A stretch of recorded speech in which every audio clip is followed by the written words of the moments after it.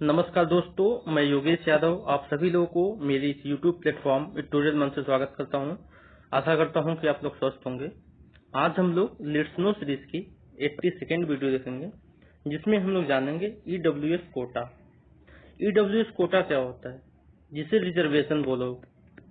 Reservation मतलब आरक्षण, आरक्षण, ठीक है। तो हम लोग बात करेंगे आज EWS क्या होता क्या है, इसको पहले मैं यहाँ पर बता देता हूँ। EWS मतलब E मतलब इकोनॉमिक, इकोनॉमिकली, W मतलब वीकर, S मतलब सेक्शन, इकोनॉमिकली वीकर सेक्शन। तो इन लोगों को कैसे डिस्क्राइब किया गया है, ठीक है, इसके बारे में चर्चा करेंगे। तो समझते हैं कि जो समाज में, सोसाइटी में जिनकी इकोनॉमिक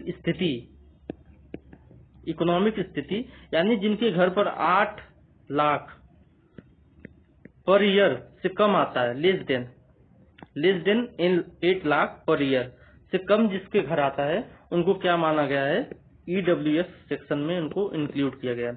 इंक्लूड सभी वर्गों को नहीं किया गया है, किनको हटाकर OBC, SC और ST, इन तीनों कैटेगरी को यहाँ पर क्या कर दिया गया है, एक्सक्लूड कर दिया गया है। यहाँ से एक्सक्लूड मतलब इसमें EWS में OBC, SC और ST की जो वर्ग हैं, जो कैटेगरी है, उसको ऐड नहीं किया गया है। इसमें सिर्फ जो जिनको बोला जाता है कि जैसे सिंह, पांडे, मिश्रा, ये लोग जो कास्ट है, ये वाली जो अपर कास्ट जिसे बोलते हैं, इन लोगों को इसमें ऐड किया गया है, जिनकी फाइनेंशियल स्थिति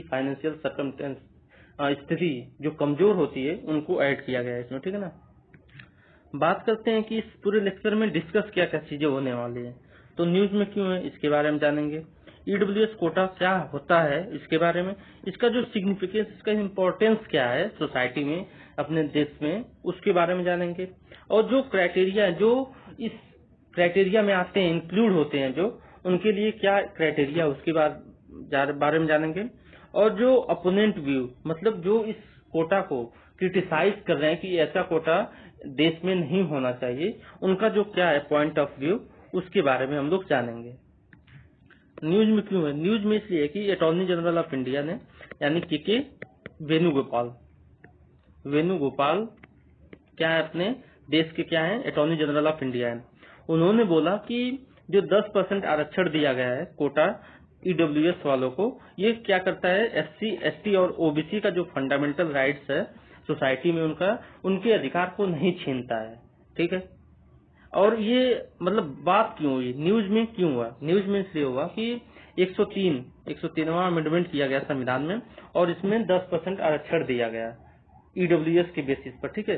तो उस चीज को लेकर अब तक विरोध चल रहा था कि क्यों ऐसे दिया गया, तो पिटीशन फिल हुआ था। तो जो इस समय के वर्तमान के जो चीफ जस्टिस हैं, उन्होंने बोला कि मैं आऊंगा जब मेरा कार्यकाल आएगा, जब मेरा टेन्योर आएगा, तो मैं इस पर बहस करूंगा, मैं इस पर चर्चा करूंगा।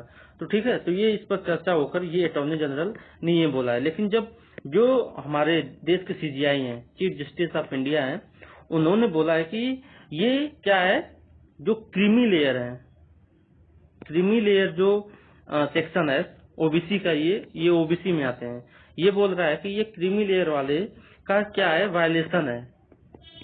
वायलेशन किस लिए है कि जो आरक्षण होता है, जो अनरिजर्व सीट होती है 50% है, 50% में अगर 10% ये दे रहे हैं EWS को, तो जो 40% बच जा रहा है, 40% जो क्रिमिलेयर स्टूडेंट जो कभी 50% में फाइट कर रहा था, अब वो कहाँ पर फाइट करेगा, 40% में। तो यहाँ पर एक चीज ये निकल कर आ रही है, ठीक है।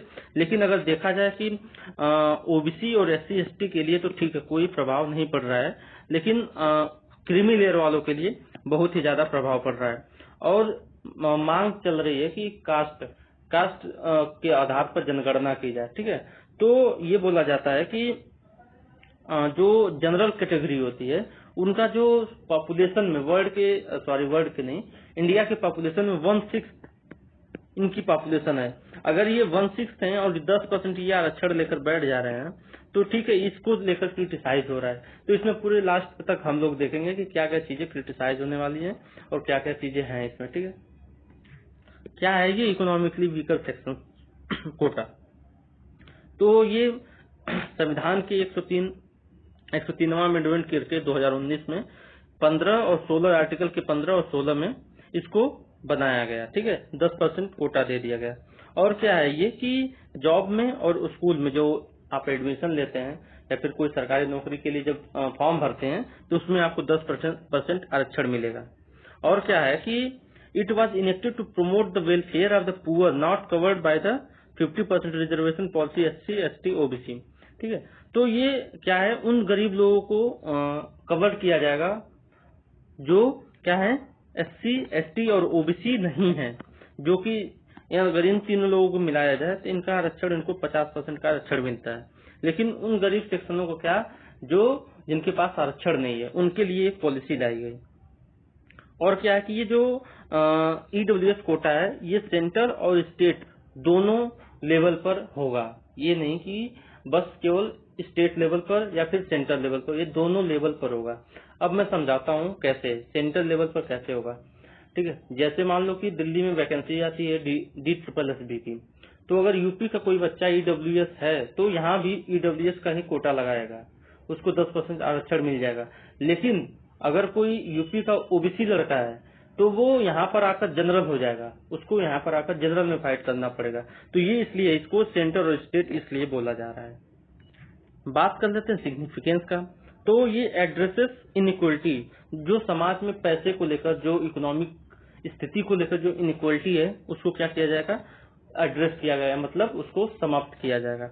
और क्या है कि रिकॉग्निशन ऑफ इकोनॉमिक बैकवर्ड, तो समाज में उन लोगों को भी रिकॉग्नाइज किया जाएगा जो इकोनॉमिकली वीक हैं, उनको भी क्या किया जाएगा, मुख्य धारा में लाने की एक प्रयास है। और क्या है कि reduction of caste based discrimination, और इससे क्या होगा कि अगर सबको पैसे के अकॉर्डिंग, उसके इकोनॉमिक स्थिति के अकॉर्डिंग अगर किसी को आरक्षण मिलेगा तो जो कास्ट यानी जो भेदभाव होता है, जाति भेदभाव होता है, वो कहीं न कहीं से कम होने जाएगा। ठीक है, बात कर लेते हैं इस जो EWS सर्टिफिकेट होता है उसको प्राप्त करने के लिए, उसको एक्वायर करने के लिए क्या क्राइटेरिया है। तो क्राइटेरिया हम देखेंगे कि अगर जिस किसी की फैमिली का पर एनम 8 लाख से कम आ रहा है तो वो क्या हो जाएगा, EWS के अंदर में आ जाएगा। अगर जिसका एग्रीकल्चर लैंड क्या हो 5 एकड़ से कम हो, ठीक है, वो भी आ जाएगा। Residential flat less than 1000 square feet, तो ये लोग भी क्या हो जाएंगे, आ जाएंगे इसमें। Residential plot less than 1 to 22,000 square yard, ठीक है, तो इससे भी कम वाले, मतलब ये कम वाले की बात हो रही है यहाँ पर, जिसकी फैमिली इनकम भी 8 लाख से कम हो, जिसका एग्रीकल्चर लैंड क्या हो 5 एकड़ से कम हो, और जिसको रेसिडेंशियल फ्लैट जो है 1000 स्क्वायर फीट से कम हो, यानी यहाँ पर शहर को भी इंक्लूड किया गया है। और क्या रेसिडेंशियल प्लॉट जिसका है 100 से 200 स्क्वायर फीट से भी है, कम है, उसको भी इंक्लूड किया गया है। अब जो क्रिटिसाइज कर रहे हैं EWS कोटा को लेकर, उनका व्यू देखेंगे यहाँ पर। तो reservation based on economic criteria is on constitutional, क्यों असंवैधानिक है, क्योंकि हमारे संविधान में किसकी बात हो गई है, एजुकेशनल और सोशल। जो रिजर्वेशन लोगों को दिया जाता है इकोनॉमिकली नहीं दिया जाता है, एजुकेशनली और सोशली जो पिछड़े होते हैं उनको क्या दिया जाता है, रिजर्वेशन दिया जाता है। इस प्रकार से हो गया। अब क्या है कि जो Indira Sahni versus union of India 1952 में निकल कर आया था कि 50% कोटा फिक्स किया गया है, ठीक है। उसके बाद अगर किसी को कोटा दिया जा रहा है, अगर बात करते हैं रिजर्वेशन का, तो Indira Sahni versus union of India 1952 में निकल कर आया कि जो रिजर्वेशन देना चाहिए, देना होगा कम से कम 50% ही होगा, 50% से ज्यादा नहीं होगा, ठीक है। तो यहाँ पर तो 60% हो जा रहा है, अगर 50% OBC SC ST और 10% EWS वालों को, यानी 60% हो गया। तो तब यहाँ पर ये वायलेट हो रहा है क्या, basic structure of the constitution. अब क्या है कि तीसरी पॉइंट है कि क्या अगर कोई 66,666 रुपया पर मंथ अगर कोई कमा रहा है किसी की फैमिली, तो वो गरीब है। ये सबसे क्रिटिकल पॉइंट है यहाँ पर, समझिएगा कि अगर 8 लाख है पर एनम, मतलब एक साल में। तो अगर इसको 12 से भाग दिया जाएगा तो 66,666 रुपये आ रहा है। ठीक है, तो अगर किसी फैमिली का कोई 66,000 इतना रुपया कमा रहा है, 60,000 के अप्रॉक्स, 70,000 के अप्रॉक्स, तो क्या इकोनॉमिकली वीकर होगा? ठीक है, तो ये क्रिटिसाइज है इनका। दोस्तों ये मेरा इंस्टाग्राम आईडी है योगेश यादव चिराग, फेसबुक आईडी है योगेश यादव चिराग। आप लोग इस पर मुझसे जुड़ सकते हैं, कोई भी क्वेरी पूछ सकते हैं। Thank you for watching me today. Thank you.